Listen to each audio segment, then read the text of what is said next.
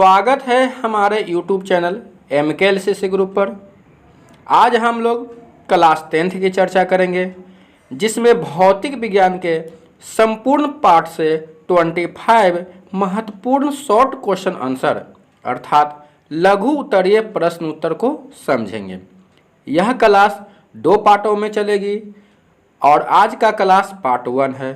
आशा करता हूं कि आप लोगों को इस क्लास के दोनों पार्ट देखने के बाद क्लास 10th के किसी भी बोर्ड एग्जाम में लाभ मिलेगी।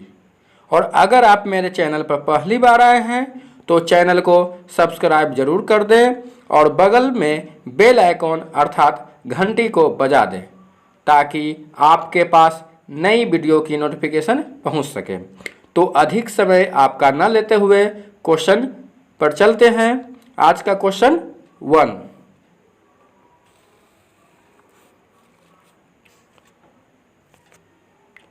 प्रकाश क्या है? प्रकाश क्या है? प्रकाश वह एक माध्यम है जिसके द्वारा हमें किसी वस्तु को देखने की अनुभूति होती है। प्रकाश वह एक माध्यम है जिसके द्वारा हमें किसी वस्तु को देखने की अनुभूति होती है। प्रकाश के माध्यम से ही हम किसी वस्तु को देख पाते हैं। दूसरे शब्दों में प्रकाश को एक प्रकार की ऊर्जा भी कहते हैं, एक प्रकार की ऊर्जा भी कहते हैं। और प्रकाश एक चुंबकीय तरंग भी है जिसकी चाल निर्वात में 3 गुना 10⁸ मीटर प्रति सेकंड होती है। और प्रकाश सीधी रेखा में गमन करती है जिसकी प्रकृति अनुप्रस्थ होती है। इस प्रश्न से आपको कम से कम 4 प्रश्न ऑब्जेक्टिव बन जाएंगे। जैसा क्वेश्चन देखते हैं कि प्रकाश क्या है, तो हम लोग कह सकते हैं कि प्रकाश एक प्रकार की ऊर्जा भी है।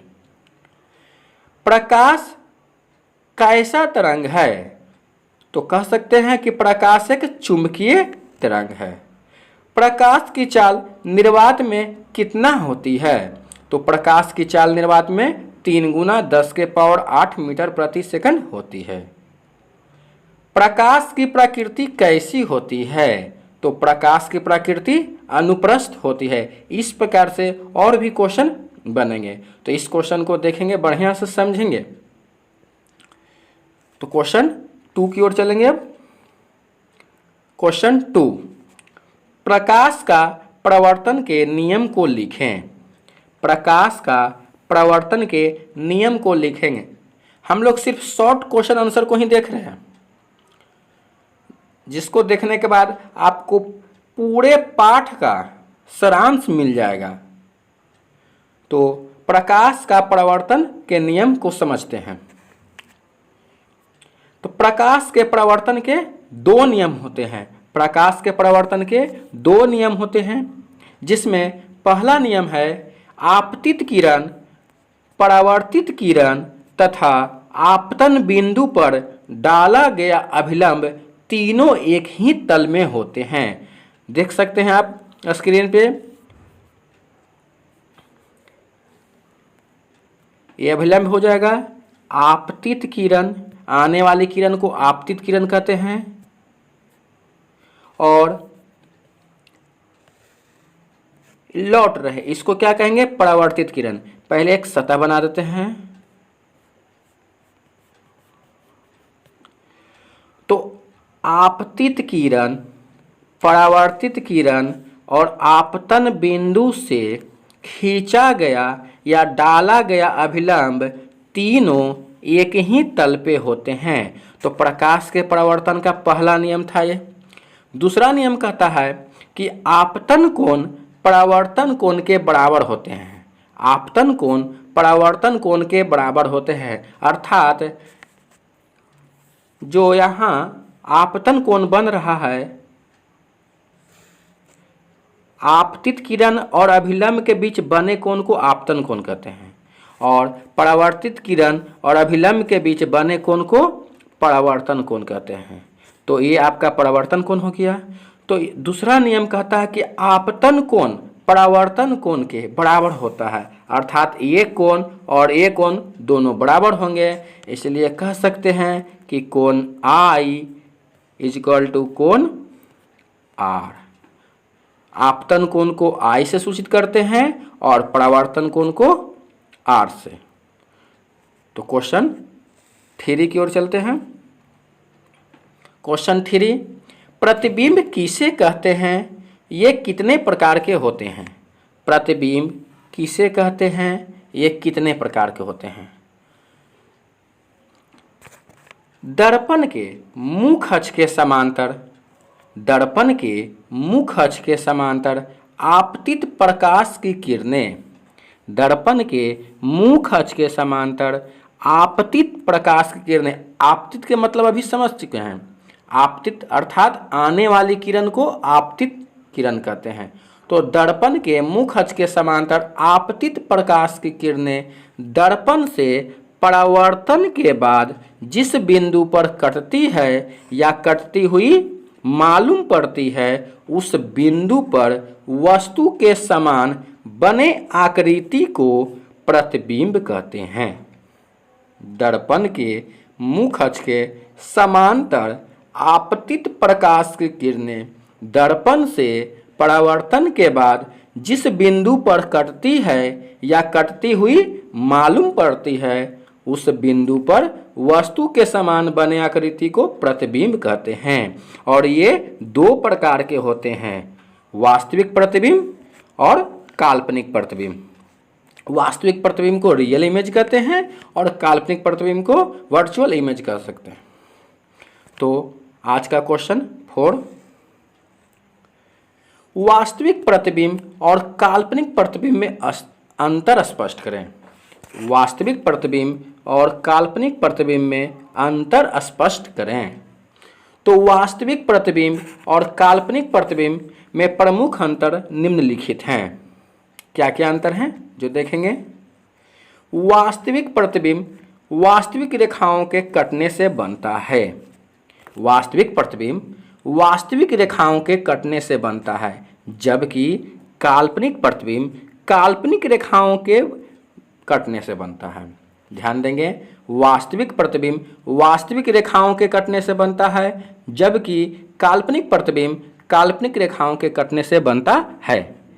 बी में देखेंगे, वास्तविक प्रतिबिंब उल्टा होता है। जब भी वास्तविक प्रतिबिंब बनेगा उल्टा बनेगा, जबकि काल्पनिक प्रतिबिंब हमेशा सीधा होता है, क्योंकि कल्पना कर रहे हैं और कोई भी चीज़ कल्पना हम उल्टा नहीं करेंगे, सीधा ही करेंगे, इसलिए काल्पनिक प्रतिबिंब सीधा होता है। सी, वास्तविक प्रतिबिंब को पर्दे पर लिया जा सकता है, रियल इमेज है, उसको पर्दे पर हम लोग ले सकते हैं, जबकि काल्पनिक प्रतिबिंब को पर्दे पर नहीं लिया जा सकता है। आप लोग प्रोजेक्टर देखते हैं, प्रोजेक्टर में जो इमेज बनाया जाता है वो रियल इमेज होता है। अंतर डी देखेंगे, वास्तविक प्रतिबिंब दर्पण के बाईं ओर, वास्तविक प्रतिबिंब दर्पण के बाईं ओर अर्थात दर्पण के आगे बनता है, जबकि काल्पनिक प्रतिबिंब दर्पण के पीछे अर्थात दाईं ओर बनता है। देख सकते हैं, मान लीजिए कि ये कोई दर्पण है, आप अवतल दर्पण ले लेते हैं। अगर इस दर्पण में प्रतिबिंब इधर बने तो ये हो गया दर्पण के आगे अर्थात बाईं ओर।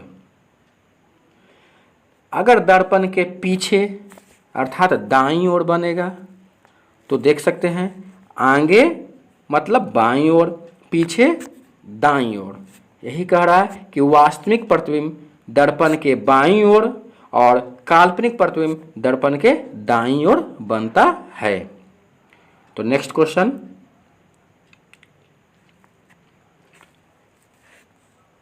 अवतल दर्पण को अभिसारी दर्पण कहते हैं क्यों। अवतल दर्पण को अभिसारी दर्पण कहते हैं क्यों। तो अवतल दर्पण में मुख अक्ष के समांतर, अवतल दर्पण में मुख अक्ष के समांतर आपतित प्रकाश की किरणें दर्पण से परावर्तन के बाद मुख्य फोकस से गुजरती है।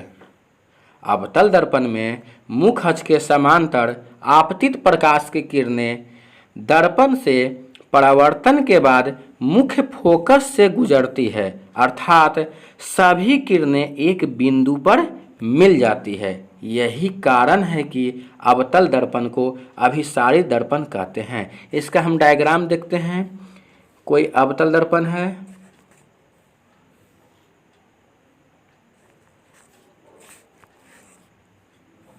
मान लीजिए ये अवतल दर्पण हो गया, कलाई कर देते हैं, और यह हो गया प्रधान अक्ष या मुख्य अक्ष।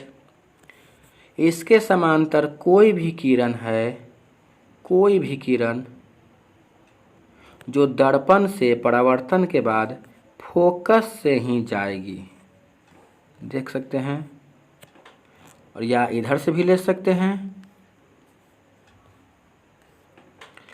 तो अवतल दर्पण में मुख्य अक्ष के समांतर आपतित प्रकाश की किरणें दर्पण से परावर्तन के बाद मुख्य फोकस से गुजरती है, अर्थात सभी किरणें एक बिंदु पर मिल जाती है। यही कारण है कि अवतल दर्पण को अभिसारी दर्पण कहते हैं। तो नेक्स्ट क्वेश्चन की ओर चलते हैं। उत्तल दर्पण को अपसारी दर्पण कहते हैं, क्यों? उसी का अपोजिट क्वेश्चन है। अवतल दर्पण को अभिसारी, उत्तल को अपसारी। तो यहाँ प्रश्न है उत्तल दर्पण को अपसारी दर्पण कहते हैं, क्यों? तो उत्तल दर्पण के मुख्य अक्ष के समांतर आपतित प्रकाश की किरण दर्पण से परावर्तन के बाद मुख्य फोकस से नहीं गुजरती है, अर्थात फैल जाती है। फोकस से गुजरती हुई प्रतीत होती है, गुजरती नहीं है, प्रतीत होती है, और यही कारण है कि वह फैल जाता है। इसके कारण उत्तल दर्पण को अपसारी दर्पण कहते हैं। और हम लोग समझ सकते हैं कि अभिसारी, अभिसारी का अर्थ होता है एक जगह मिल जाना, और अपसारी का मतलब होता है फैल जाना। तो इसलिए उत्तल दर्पण को अपसारी दर्पण कहते हैं, क्योंकि उत्तल दर्पण के मुख्य अक्ष के समांतर आपतित प्रकाश की किरण दर्पण से परावर्तन के बाद फोकस से नहीं गुजरती है, फैल जाती है। इसी कारण से उत्तल दर्पण को अपसारी दर्पण कहते हैं। नेक्स्ट क्वेश्चन की ओर चलते हैं। अवतल दर्पण का उपयोग को लिखें। अवतल दर्पण का उपयोग को लिखें। तो अवतल दर्पण के प्रमुख उपयोग निम्नलिखित हैं। आप लोग अपने आसपास में बहुत सारे ऐसा देखे होंगे, जैसे कभी बाल बनाने गए, कभी डॉक्टर के पास गए,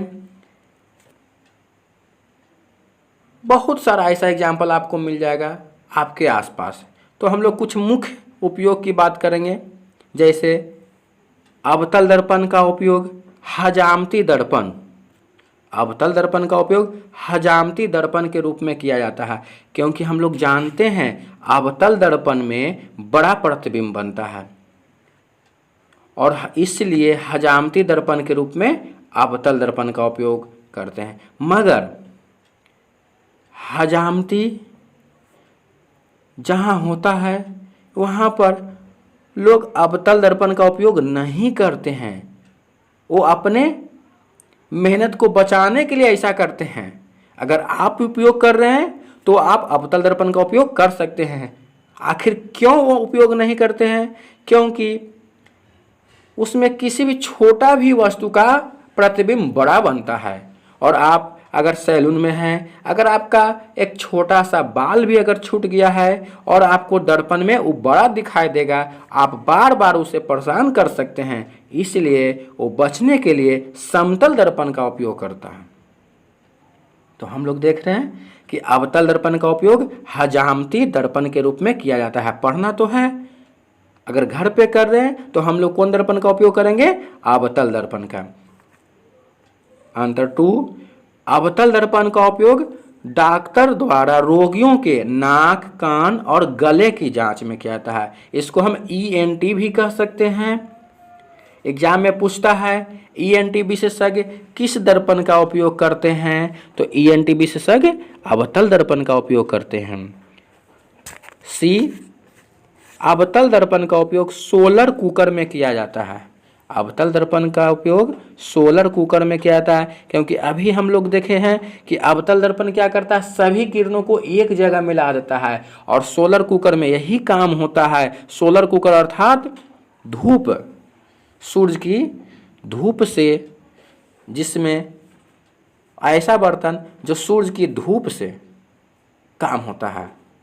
तो जो सूरज का प्रकाश है वो तो पूरा फैला हुआ, उसको एक जगह केंद्रित करता है, इसीलिए अवतल दर्पण का उपयोग सोलर कुकर में करते हैं।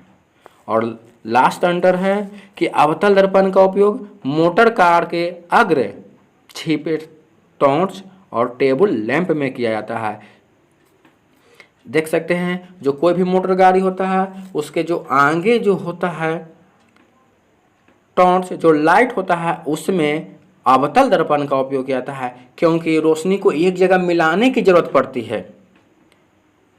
तो समझ चुके होंगे अवतल दर्पण के कुल 4 अंतर।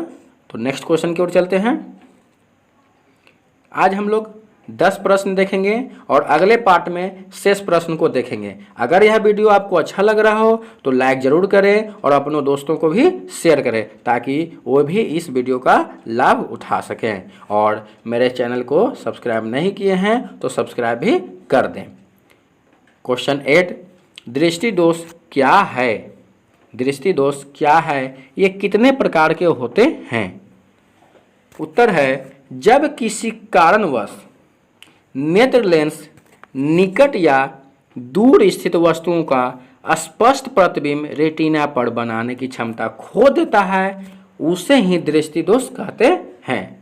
जब किसी कारणवश नेत्र लेंस निकट या दूर, यहाँ मिस्टेक हो चुका है, देखेंगे दूर होगा। जब किसी कारणवश नेत्र लेंस निकट या दूर स्थित वस्तुओं का स्पष्ट प्रतिबिंब रेटिना पर बनाने की क्षमता खो देता है, उसे ही दृष्टि दोष कहते हैं। और दृष्टि दोष 4 प्रकार के होते हैं, जिसमें पहला है दीर्घ दृष्टि दोष, निकट दृष्टि दोष, जरा दृष्टि दोष, अबिंदुकता। इसकी विशेष जानकारी हम नेक्स्ट सेशन में देखेंगे। अभी हम लोग सिर्फ शॉर्ट क्वेश्चन आंसर को ही देख रहे हैं, जो 2 नंबर में एग्जाम में पूछता है। तो हम लोग अपने क्लास की सेशन को ध्यान देखते हुए उसी की चर्चा करेंगे।